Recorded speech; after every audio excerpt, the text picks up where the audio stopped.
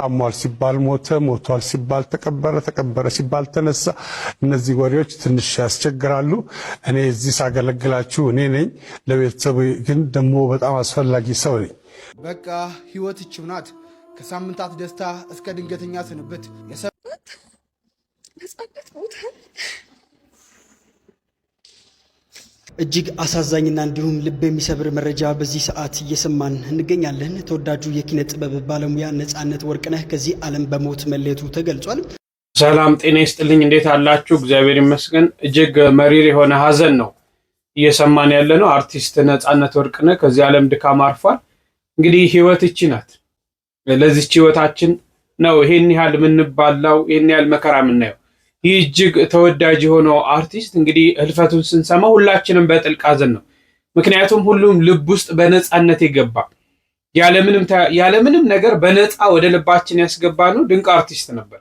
በሁሉ ዘንድ ተወዳጅ የሆነ የሁሉንም ሃይማኖት በእኩል የሚያይ ሁሉንም ብሔረሰብ ማህበረሰብ በእኩል የሚያይ ጨዋታን ብቻ የሚያውቅ ፖለቲካ ውስጥ እንኳን የተለያየ ነገር ጎራ ይዞ የማናየው ልጅ ነበር።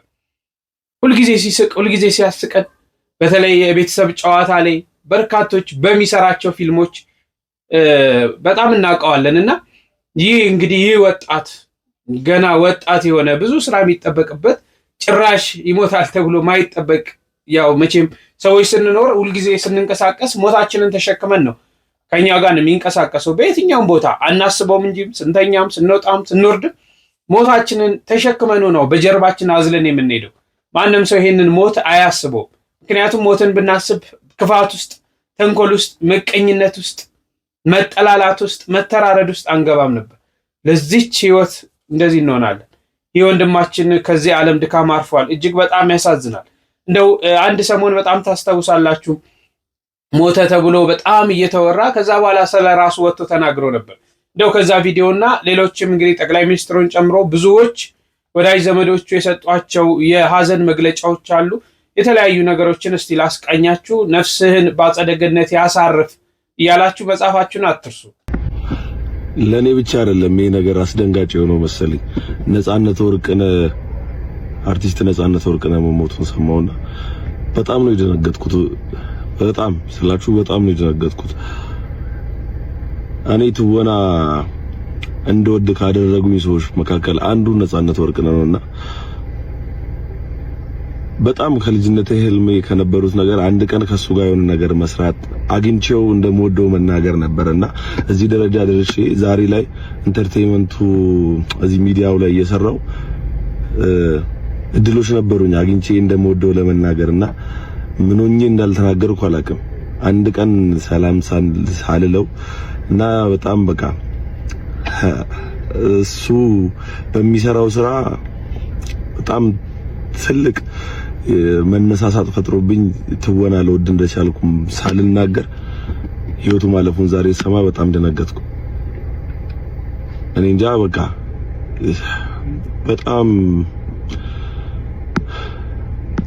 ዛሬ አዲስ አበባ አይደለሁምና ምናልባት በመጀመሪያ ጊዜም ለመጨረሻም ጊዜ ቀብሩ ላይ መገኘ ይመስለኛል። አንዳንድ ትውቆች በጣም ያስጠላሉ።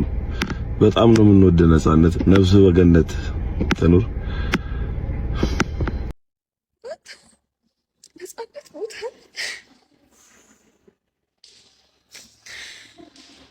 በጣም የከፋኝ ማርያም በጣም ነበር የምወደው። አይምሮዬ አልተቀበልኩትም እስካሁን። የእውነት ሞተ እያልኩኝ ነው። አላቅም ብቻ እንደኔ ያዘናችሁ ሁላችሁም እግዚአብሔር ያጽናችሁ። የነፂ ቤተሰቦች እግዚአብሔር ያጽናችሁ። ነፂ ነፍስ በሰላም ትረፍ። እኔም እንደምል አላቅም። በጣም ከፍቶኛል። ብቻ ነፍስ በሰላም ትረፍ። ዛሬ በኢትዮጵያ ሰማይ አንድ ኮከብ ጎሏል። የሳቅ ንጉስ የጥበብ ሰው ነፃነት ወርቅነህ ተለየን። ነፂ ለብዙ ዓመታት በቤታችን እንግዳ ነበርክ። በጨነቀን ጊዜ ፈገግታን፣ በከፋን ጊዜ ተስፋን ስትዘራ ኖርክ። ጥበብ ለአንተ መድረክ ብቻ አልነበረችም፣ ሰውን ማቀራረቢያ ድልድይ እንጂ። ስራዎችህ የታሪክ አሻራ ሆነው ለዘላለም ይኖራሉ። ነፃነት ሆይ ሞት ስጋን ቢወስድም ስምህ ግን በመላው ኢትዮጵያ ልብ ውስጥ በክብር ይታወሳል። ነፍስህ በሰላም ትረፍ። ለቤተሰቦቹና ለአድናቂዎቹ መጽናናትን እመኛለሁ። በጣም የምንወደው የምናከብረው ነፃነት ወርቅነህን በሞት አተነዋል። እንግዲህ ለመላው ኢትዮጵያውያን እንዲሁም ለቤተሰቦቹ መጽናናትን እመኛለሁ። በሳቅና በፈገግታ ውስጥ ብዙ የሚደበቁ ችግሮች፣ ብዙ የሚደበቁ በሽታዎች እንዳሉ ነው የተረዳሁት። በጣም ያሳዝናል። በጣም የምንወደው ወንድማችን ነው። እኔ ደግሞ በጣም በቅርበት የማውቀው ሰው ነው። እግዚአብሔር አምላክ ነፍስህን በአጸደ ገነት ያኑርልን። ስለ ራሴ ልንገራችሁ። በተሰማችሁ ስሜት ሰዎች ብዙ ሰዎች ደውላችሁልኝ ነበረ። አመሰግናለሁ። ስለ እኔ ጤንነት ስለተጨነቃችሁ።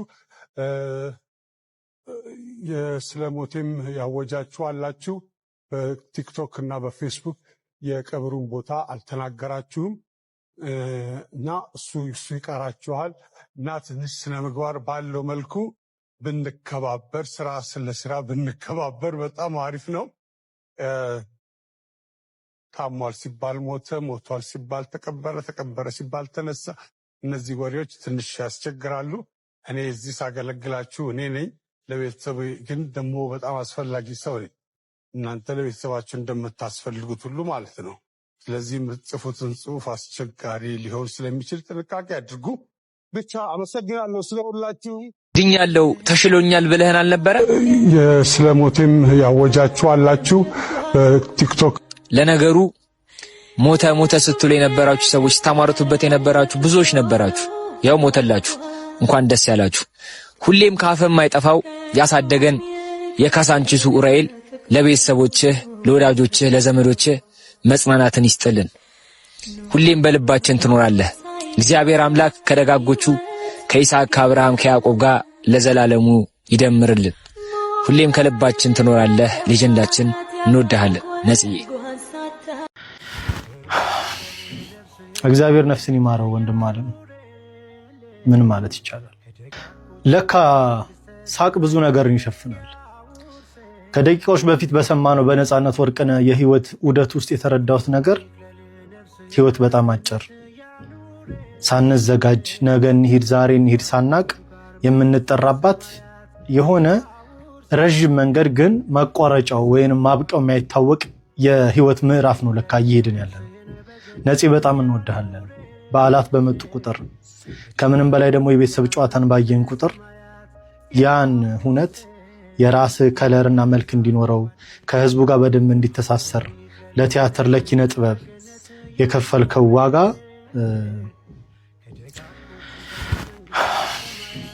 እግዚአብሔር ነፍስን ይማረው ወንድም አለ። ምን ማለት ይቻላል? በነገራችን ላይ ዛሬ ህይወቱ ማለፉ የሰማነው አርቲስት ነጻነት የሶስት ልጆች አባት ነበረ። አርቲስት ነጻነት ወርቅነህ ባለትዳርና እንደዚሁም ደግሞ የሶስት ልጆች አባት እንደነበረ ነው እንግዲህ የተገለጸው። እንግዲህ ሁላችሁም እንደምታውቁት በቲያትር ስራዎቹ እጅግ ተወዳጅ የነበረ አርቲስትም ጭምር ነው። እንግዲህ የአርቲስት ነጻነት ህይወት ማለፉ ከተሰማ በኋላ በመላው ሀገራችን ከፍተኛ ሀዘን ሰፍኗል። ለመላው ኢትዮጵያውያን በድጋሚ መጽናናትን እመኛለሁ። የትኛው ህይወታችን ነው ከሰው ጋር የሚያጣላን? የትኛው ጊዜ ኖሮን ነው የምንጣላው፣ የምንገዳደለው፣ የምንጠላለው? አልኩኝ ማርያምን። ለዚች ህይወት፣ ለትንሽ ህይወት ዛሬ ታይተን ነገ ለምንሞተው የምር ብዙዎች ያውቁታል። ህፃናት ይወዱታል፣ ወጣቶች ይወዱታል። ለብዙዎች አራያ፣ ቀልድን በቁም ነገር እያዋዛ ፊልሞች ያስቃሉ። እሑድን በኢቢኤስ ማስታወቂያ በቃ እንጃ። እኔ በጣም ነው የምወደው። ከፍቶኛል፣ እውነት በጣም ነው የደነገጥኩት። በጣም ነው ያሳዘነኝ። ሞተ ሲሉ ውሸት መሰለኝ። ላይቬን ዘግቼ ዞርኩኝ። ስዞር ሁሉም ፖስተውታል። ሲያሳዝን ማርያም እንዲህ አንጀቴን እንደበላኝ። ነጻነት ወርቅነህ ኢቢኤስ ላይ የሚሰራው አሁን ነው ምስቲ ኢቢኤስ የገባው እንጂ ድሮ እኮ በፊልሙ ነው የምናውቀው። ሲያሳዝን እውነት እቺ ምድር እኮ ትንሽ ናት። አይደለም ለመጣላት ለፍቅር ራሷ አትበቃም። ማርያም እንዴት እናሳዘነኝ፣ አንጀቴን የበላው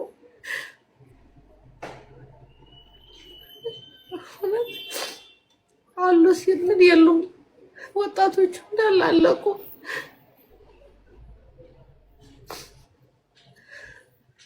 ሲያሳዝን ማርያም አንጀቴን የበላኝ።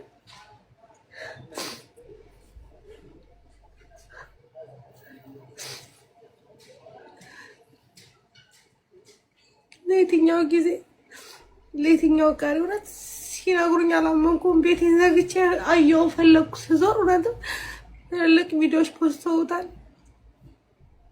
ትናንት አይተነው ዛሬ ሞተ ነው።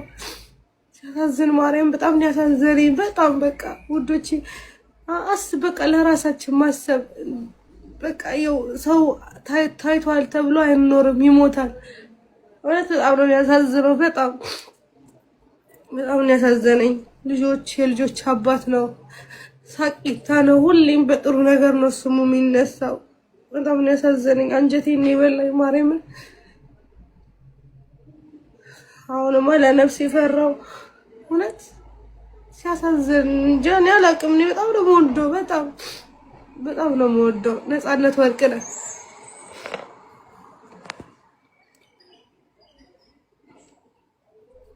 አላመንኩ ማርያምን። ላይቬን ዘግቼ ዞሬ አይቼ ነው የመጣሁት እንጂ እኮ ላይቬን ከፍቼ እኮ ሰምቼ ነበር። ጠቅላይ ሚኒስትር አብይ አህመድ በተወዳጁ አርቲስት ነፃነት ወርቅነህ ድንገተኛ እረፍት የተሰማቸው ጥልቅ ሐዘን ገልጸዋል። ጠቅላይ ሚኒስትሩ ባስተላለፉት የሐዘን መልእክትም አርቲስት ነፃነት ወርቅነህ በተለይም በታላቁ የህዳሴ ግድብ ላይ በተዘጋጀው የ2016 አዲስ ዓመት የመቀበያ መርሃ ግብር ላይ የነበረውን ጉልህ ተሳትፎ በአድናቆት አስታውሰዋል። ነፃነት ሁላችንም አዲሱን ዓመት በደስታ እንድንቀበል ካደረገው አስተዋጽኦ ባሻገርም በብሔራዊ ሁነቶች ላይ የነበረው ሚና ሁሌም ይታወሳል ሲሉ እንግዲህ ጠቅላይ ሚኒስትሩ መልእክታቸው አስተላልፈዋል። ጠቅላይ ሚኒስትሩ ለአርቲስቱ ቤተሰቦች፣ ለወዳጆቹ፣ ለአድናቂዎቹ በሙሉ መጽናናትንም ተመኝተዋል። በጣም የምንወደውና የምናከብረው ከፊቱ ፈገግታ የማይጠፋው እያሳቀ እያዝናና ቁም ነገር የሚያስጨብጠው የኢቢኤሱ ፈርጥ አርቲስት ነፃነት ወርቅነህ ሕይወቱ አልፏል። መቼም መልካም ሰው አይሰነብትም፣ ደግ ሰው አይበረክትም እንደሚባለው ሁላችንም የምንወደው አርቲስት ነፃነት ወርቅነህ ሕይወቱ አልፏል። በቅርብ ጊዜ ብቻ ከኢቢኤስ 2 የማይረሱ ሰዎችን አጠናል። አስፋው መሸሻንና አሁን ደግሞ አርቲስት ነፃነት ወርቅነህን። ለማንኛውም ለቤተሰቦቹ፣ ለወዳጅ ዘመዶቹ፣ ለአድናቂዎቹ፣ ለሁሉም መጽናናትን እመኛለሁ።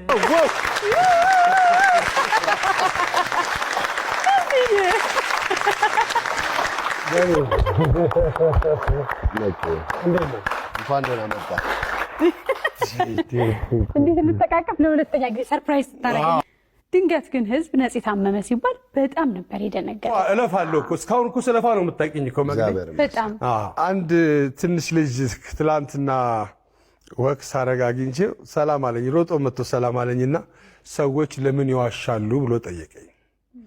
እሱ ሲሰማ የነበረው ወይም ደግሞ በእሱ አካባቢ ሲወራ የነበረው ነገር በጣም የተጋነነ ነበረ።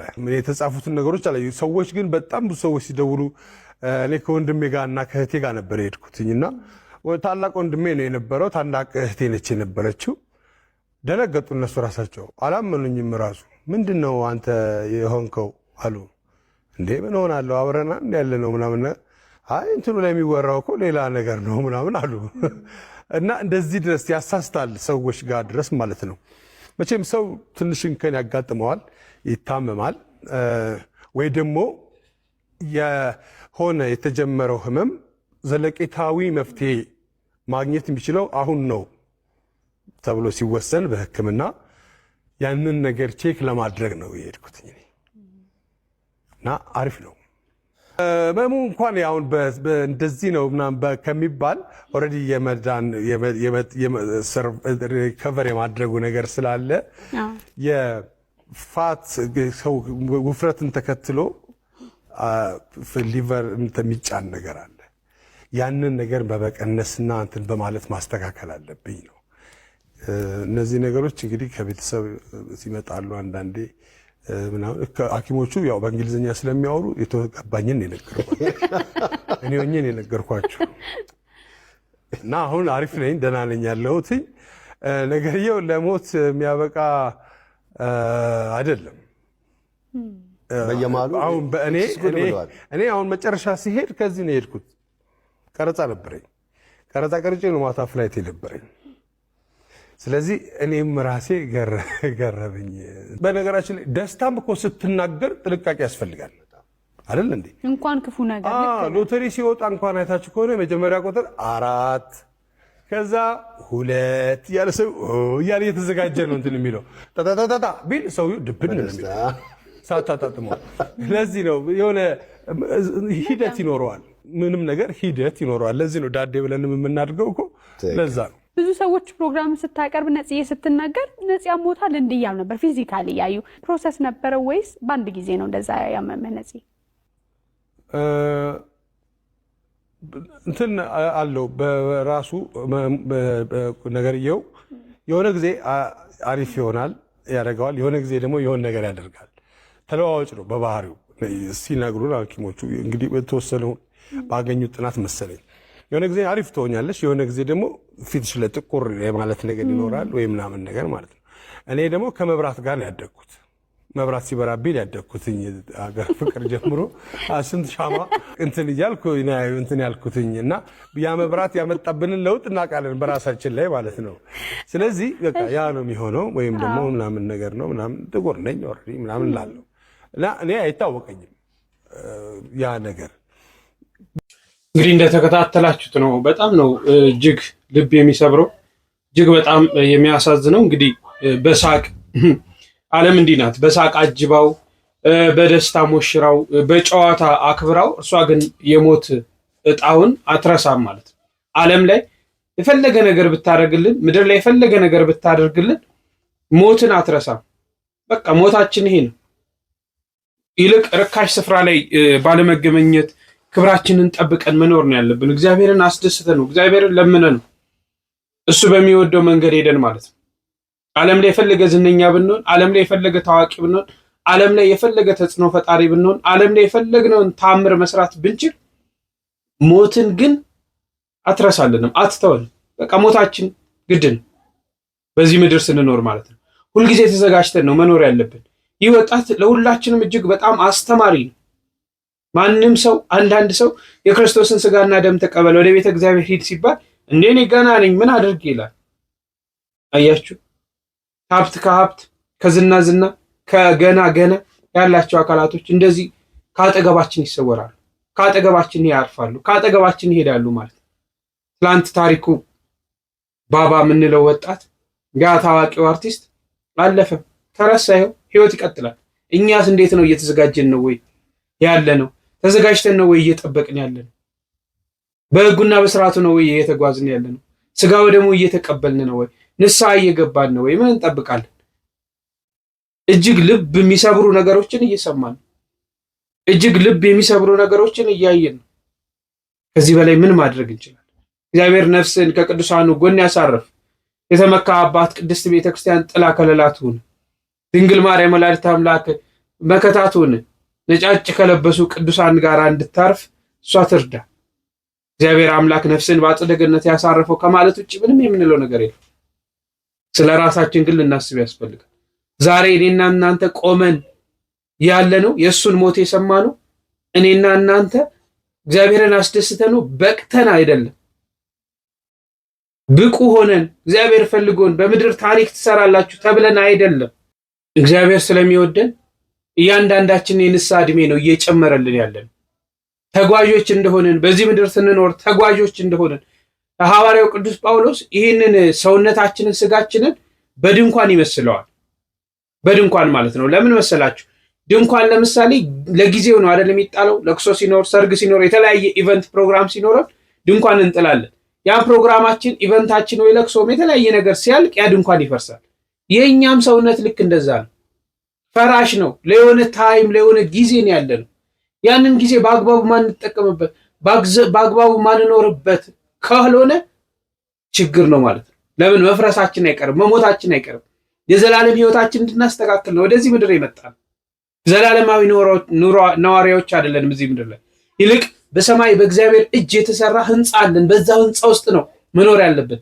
ያን ህንጻ ለማግኘት ግን በመልካሙ ጎዳና ቅድስት ቤተክርስቲያን በምትፈቅደው ጎዳና እግዚአብሔር በሚደሰተው ጎዳና ነው ማለፍ ያለብን ማለት እያለፍን ነው ወይ ደግሞ ተስፋ እንደሌለ ሰዎች መሆን የለብንም በሞትም አመረን እያለቀስን ራሳችን መጉዳት የለብንም ቀን በቀን እኮ ጸሎተ ሃይማኖት ትደግማላችሁ ዳሴ ማርያም መቼም ሳትጸልዩ አትሉማ የሙታንን መነሳት ተስፋ እናደርጋለን የሚመጣውንም ህይወት ለዘላለሙ እያልን እኮ ሁሉን የፈጠረ አንድ አምላክ በሚሆን በእግዚአብሔር አብ እናምናለን በሚለው ጸሎት ላይ እናገኛለን የሙታንን መነሳት ምን ተስፋ እናደርጋለን አዎ ሙታን ይነሳሉ በክብር ማለት ነው በትንሣኤ ይዘግባል ስለዚህ አምረረን ህይወት እንደሌለን ተስፋ እንደሌለን መሆን የለብንም ይልቅ ተስፋ እንደሌለን መሆን ያለብን ምንድነው? ስራ ማንሰራ ከሆነ፣ በጎ ስራ ማንሰራ ከሆነ፣ በእግዚአብሔር መንገድ ማንመላለስ ከሆነ፣ ንስሐ አባት የሌለን ከሆነ፣ ንስሐ ማንገባ ከሆነ፣ ስጋው ደግሞ ማንቀበል ከሆነ፣ እጃችንን ለምጽዋት ማንዘረጋ ከሆነ፣ ልባችን ደግና ሩሩ ካልሆነ አዎ ተስፋ የለንም። ለምን? በምድር እዚህ ደስ ብሎን በሰማይ ልንኖር ክርስትና የፈተና ህይወት ነው። ዛሬ ይህን ወንድማችን አጥተናል። ሁላችንም ተራችን ነው የምንጠብቀው። ነገ እያንዳንዳችን ተጓዦች ነን፣ መንገደኞች ነን። ሰው ሲፈጠር መንገደኛ ነው፣ ተጓዥ ነው። በዚህ ጉዞ ውስጥ ግን ከፍተኛ ውጣ ውረዶች ሊመጡብን ይችላሉ። ያን ውጣ ውረድ እያለፍን እግዚአብሔርን ማስደሰት አለብን። ዛሬ ባይዘዌ እመኑ፣ ሀብት ብታፈሩ፣ ንብረት ቢኖራችሁ፣ ትምህርት ብትማሩ፣ ዝነኛ ብትሆኑ፣ ትዳር ብትይዙ፣ ልጆች ብትወልዱ እግረ መንገዳችን ነው እያደረጋችሁ ያላችሁ። ሁላችንም እግረ መንገዳችን ነው ትምህርት የምንማረው፣ እግረ መንገዳችን ነው ሀብት የምናፈራው፣ እግረ መንገዳችን ነው በትዳር ህይወት ውስጥ የምንኖረው፣ እግረ መንገዳችን ነው ታዋቂ ብንሆን። ለምን? ተጓዦች ነን። መቼም ሰው ልጅ ከተወለደ እኮ ወደ አንድ ህፃን ልጅ ተወልዶ ከእናቱ ማፀን ከወጣ በኋላ ጉዞ ወዴት ነው? ወደ ሞት ነው። 70 ዓመት ትኖር ከነበረ እድሜን እየቀነስክ ነው እየሄድክ። ተጓዦች ነን። ስለዚህ በዚህ ጉዞ ግን እግዚአብሔርን ማስደሰት አለብን። ለሞቱት ማዘን አለ። አዎ ቤተክርስቲያናችን እንደው በዚህ አጋጣሚ እንማር። ቤተክርስቲያናችን ሀዘን የምትፈቅደው በምን አይነት ነው የሚለውን አይተን እንጨርሳለን። አንዳንድ ሰዎች ለሞተ ለምንድን ነው የምታለቅሱት? አታልቅሱ፣ እንደውም ነጮቹ እኮ አያለቅሱም ምናምን ብለው ለማጠልሸት የሚሞክሩ ሰዎች አሉ። ትክክል ነው፣ ማልቀስ አግባብነት አለው። ባይሆን ስናለቅስ ማድረግ የሚገባንና በለቅሶ ጊዜ ማድረግ የማይገባን ነገሮች አሉ፣ ተለይተው ተቀምጠዋል። በነገራችን ላይ ሰው ሲሞት 3 ጊዜ ብቻ እንደሚለቀስለት ታውቃላችሁ? የመጀመሪያው ነፍሱ ከስጋው ስትለይ ነው። የነበረ ሰው ወዲያው ያለቅሳል። በቃ ይናገር የነበረው ከዚህ በኋላ አይናገርም። ያየን የነበረው ከዚህ በኋላ አያየንም። ይሰማን የነበረው ወዳጃችን ከዚህ በኋላ አይሰማንም። ነፍሱ ተመልሳ ወደ ስጋው አትገባም፣ ከዕለተ ምጽአት በፊት ማለት ነው። ስለዚህ ነፍሱ ከስጋው ስትለይ ያ ትክክለኛ ነው፣ ይለቀሳል። ነፍሱ ከስጋው ስትለይ ያልነበረ ሰው ደግሞ ሐዘኑን ወይም መርዶውን የሚወደው ወዳጁን ሞት በሰማ ቅጽበት ያለቅሳል። ለዚህ ነው ሐዘን ወይም መርዶ ስንነግራቸው ወገኖቻችን ወዲያውኑ የሚያለቅሱት፣ አሰምተው ጮሆ የሚያለቅሱት ማለት ነው። ስለዚህ ነፍስ ከስጋ ስትለይ ይለቀሳል። ሁለተኛ አስከሬኑ ወይም በድኑ ከኖረበት ቤቱ ወይም መንደሩ ወደሚቀበርበት ቦታ ሲወጣ ማለት ነው። አስከሬኑ ሲወጣ ሲሸኝ የአስከሬን ሸኝት ጊዜ ይለቀሳል። ሶስተኛውና የመጨረሻው ግብአተ መሬቱ ሲፈጸም ማለት ነው። በቃ ከዚህ በኋላ በአካለ ስጋ ስለማናገኘው የመጨረሻ ስንብት ማለት ነው። ከዚህ በኋላ የመረረ ለቅሶ በኋላ ላይ እናመጣዋለን። ከቤተክርስቲያን ስርዓት ውጪ የሆነ ለቅሶ አይፈቀድም። ስለዚህ ለቅሶ የመጀመሪያው ነው። መጽሐፍ ቅዱስ እንደዚህ ይላል። በአንደኛ ሳሙኤል ምዕራፍ 25 ቁጥር 1 ላይ መጽሐፈ ሳሙኤል ቀዳማዊ ሳሙኤልም ሞተ እስራኤልም ሁሉ ተሰብስበው አለቀሱለት ይላል። አግባብ ባይሆን ኖሮ ይሄንን ቃል አናገኘው ነበር። ማልቀስ ለምንወደው ወዳጃችን ወይም ለሞተ ሰው ሁሉ ማዘን ማልቀስ ተገቢ ነው ማለት ነው። በሌላ ቦታም ስንት ቀን እንደሚለቀስ ሁሉ ቆጥሮ ይነግረናል። ኦሪት ዘዳግም ምዕራፍ 34 ቁጥር 8 ላይ የእስራኤል ልጆች በሞዓብ ሜዳ 30 ቀን ለሙሴ ያለቀሱለት ይላል። አሁን እኛ ወደፊት እንሰራዋለን። በ30 ቀን ጸሎተ ፍታት የሚደረግለትና ተስካር መታሰቢያ የሚደረግለት አንዱ ቁጥሩ ይሄ ነው። እስከ 30 ቀን ድረስ አለቀሱለት። ለሙሴ ያለቀሱለት የልቅሶ ወራትም ተፈጸመ። 30ውን ቀን በተከታታይ ይለቀሳል ማለት አይደለም፣ ግን ሐዘኑን ነው። ስለዚህ ሰው ሲሞት ማልቀስ ትክክል ነው፣ ስርዓት ነው። ወግ ብቻ አይደለም ወይም ልማድ ብቻ አይደለም፣ መጽሐፍ ቅዱሳዊ ስርዓት ነው። ሙሾ ማውጣት፣ ደረት መድቃት፣ ፊትን መንጨት፣ ፀጉርን መላጨት፣ ልብስን መተርተር የመሳሰሉ ጎጂ የሆኑ ነገሮችን ማድረግ ግን አይፈቀድም። በክርስትና ሕይወት እነዚህ ነገሮች የተከለከሉ ናቸው። በመጽሐፍ ቅዱስም ስንመለከት በዮሐንስ ወንጌል ምዕራፍ 11 ቅድም በጠቀስኩላችሁ ጥቅስ ላይ ከቁጥር 35 እስከ ቁጥር 37 ጌታችን መድኃኒታችን ኢየሱስ ክርስቶስ ይወደው ለነበረው ለአልዓዛር ለወዳጁ ረፍቱ በሆነ ጊዜ ማለት ነው አውቆ ለደቀ መዛሙርቱ ከነገራቸው በኋላ ሄዶ በዛ በለቅሶ ቤት ውስጥ ማለት ነው ማንኛውም ሰው የሚያደርገውን ነገር ሲነግረን ወይም ሲያስተምረን አንድ ሰው ለወዳጁ የሚያደርገውን የመጀመሪያውን ነገር ሲነግረን አልቅሶ ታይቷል። እንደዚህ ነው የሚለን መጽሐፍ ቅዱስ። ኢየሱስም እንባውን አፈሰሰ። ስለዚህ አይሁድ እንዴት ይወደው እንደነበረ እዩ ተባባሉ። ከነሱ ግን አንዳንዶች ይሄ የእውሩን አይኖች የከፈተ ይህንን ደግሞ እንዳይሞት ያደርግ ዘንድ ባልቻለም ነበር አሉት ይላል። ለሁለት ነው የተከፈሉት አይሁድ። ለቅሶውን ያዩ እንዴት ይወደው እንደነበር አድንቁት አሉ አንዳንዶቹ ደግሞ የሚያለቅሰው ዝም ብሎ ነው፣ ለካ አምላክ ነው የምንለው እንዲሁ ነው፣ ማስነሳት አይችልም ወይ? ከመሞቱ በፊትስ እንዳይሞት ማድረግ አይችልም ወይ? ስለማይችል ነው ዝም ብሎ የሚያለቅሰው። የቀሪጸ ተስፋ ወይም ምንም የማያደርግ ሰው ለቅሶ አድርገው ቆጠሩት። አርያነቱን ምሳሌነቱን መንሳት ሲገባቸው ማለት ነው። ዋናው ጉዳይ ግን አንድ ሰው ሲሞት ይለቀስለታል። መታሰር የለብንም ባይነኝና ለዛ ነው እንዳልኩ አንድ እውነት አለ አያርግብንና ምድር መሆኑ አይቀርም። እውነታው ሞት ነው። እናትህም አባትህም አንድ ቀን ታጣቸዋለህ። እነዚህ እናትና አባትህ ከሞት በኋላ ባለው ህይወት ውስጥ ሆነው ዛሬ በጣም ይፈልጉት ካንተ ይፈልጉት የነበረውን ህይወት በሰማይ ሆኖ ይፈልጉት ይመስላል? በፍጹም። ልጄ ተሳስቻለሁ ቤተክርስቲያን አትበል ያለ አባትህ እግዚአብሔር አንድ እድል ቢሰጠው ከሰማይ መጥቶ ሊመክር የሚችለው ነገር በርታ ይችላል። ገብቷል? ማተር አይደለም የሚያደርገው ውጤት አይደለም ለካ እግዚአብሔር እዚህ የሚጠይቀው ለካ ዓለማዊ ስክሰስ አይደለም የሚጠይቀው ብለው ይመክሩ ነበር። አንድ አባት እንደው በሲኦል ያሉ ብዙ ሺህ ነፍሳት እጅግ በጣም ከእግዚአብሔር የሚፈልጉት በጣም ትንሽ ደቂቃ ነው ወደ ምድር ለመመለስ። ለምን ካልከኝ በዚህ ደቂቃ ውስጥ ንስሐ ለመግባት። ባለጸጋው ነብይ እኮ አላዛር በአብርሃም እቅፍ ሆኖ እኮ ምንድነው ያለው? እሺ ቢያንስ እድል ስጠኝ ሄጄ ለወንድሞቼ 5 ወንድሞች አሉኝ እንደዚህ አይነት ህይወት የሚኖሩ ለነሱ ልንገራቸው። እድል የለም እና አሁን በስጋ ዕውቀት ሆኖ ነው የሚናገሩን። ማተር አያድርግ የሚናገሩን ነገር ኤክስፔክት የሚያደርጉት ነገር ህይወታችን ላይ ማተር ባያደርግ ባይነኝ ነኝ። መማር ጥሩ ነው፣ ቤተሰብን ማኩራት ጥሩ ነው፣ ከዚህ ጋር የተነካኩ አይደለም። ግን ይሄ ኦቨር በጣም ራሱን ጥሎ የሚኖር ሰው አለ እና በረከት የሚባል ጓደኛ በጣም ይደንቀኝ ሰው ነውና መጣ ውጤት መጣልኝ አለፍንና በጣም ተጨንቀን ነበርና ይነግረኛል። ዘለለች ሌሊቱን ሙሉ በቃ እሱ አሁን መማር የሚፈልግ ሰው አይደለም፣ በጣም አንባቢ ነው እና ዝም ብሎ ማተሚያ ቤት ከፍቶ እያነበበ ቢኖር ደስ ይላል እና ስቃዩን እያሰበ ነው ግቢ ገብቶ ገና ጂኦግራፊ ምናምን ሲል ለሱ የሆነ ህልም ጨልሞበታል፣ ለእናቱ ግን በርቷል እና ደስ አለው። ደስ ሲል ታዩአታል። ከዛ ደከማትና ገብታ ትተኛች። እኔ ከሐሳቤ ጋር አደርኳል እና ተኛች ማለት መተኛት ብቻ አይደለም፣ ትተውን ይተኛሉ። የሆነ ቀን ለዘላለም ማተር የማያደርግበት ጊዜ ይመጣል። የቤተሰቦቻችን ደስታና ያኔ ብቻህን ትቀራለህ። የሰውኸውን ህልምን ከራከው ረጅም መንገድ ከሄድክ በኋላ የማትፈልገውን ህይወት አሁን ሳይፈልጉ የ7 ዓመት የ8 ዓመት ዲግሪ ያለውን ሕክምና ገብተው የሚማሩ ሰዎች አሉ። በጠቃቸው የዕለት ዕለት የሚወጡ ማለት እናታቸው አባታቸው እንደፈለኩን ቢሏቸው ትተውት የሚወጡት ህይወት የሆነ ማለት ነውና መታሰር የለብንም ባይነኝና ለዛ ነው እንዳልኩ እኔ ነገሮችን በዛ መንገድ ስለነበረ የማየው። አባቴ አሁን በጣም ነው የሚኮረው በይ ግን እዛ ትምህርት ላይ መጀመሪያ የነበረው ነገርና አሁን ያለው ነገር ይለያል እንዳልኩ ነውና ማተር ያደርግም የጊዜ ጉዳይ ነው። ለዛ የሚያስቆጨኝ መንገበገብለት ነገር የለም። ያው የሰማዩን መንግስት ነው፣ እሱ ደግሞ እግዚአብሔር ይፍቀድልን ነው። ለመምሮቻችን ቃል ህይወትን ያሰማልን። ለወንድማችንም እግዚአብሔር አምላክ በአጸደ ገነት ነፍሱን ያሳርፈው። ሌላ ምንም ምንለው ነገር የለም። እግዚአብሔር አምላክ ነፍሱን ይማር ከማለት ውጭ እያንዳንዳችን ግን ተዘጋጅተን አምላክን መጠበቅ አለብን። ሞታችንን መጠበቅ ማለት ነው። በዝግጅት ነው ሁልጊዜ መኖር ያለብን። እያንዳንዷ ዕለት የተሰጠችን እያንዳንዷ ቀን የተጨመረችልን ለንስሐ እንደሆነ ማሰብ ያስፈልጋልና ነፍሱን ይማር። በሌላ ጊዜ እስክንገናኝ ድረስ ቤተሰቡንም እንግዲህ ከዳግም ሐዘን ይሰውርልን። ቸር ቆዩልኝ።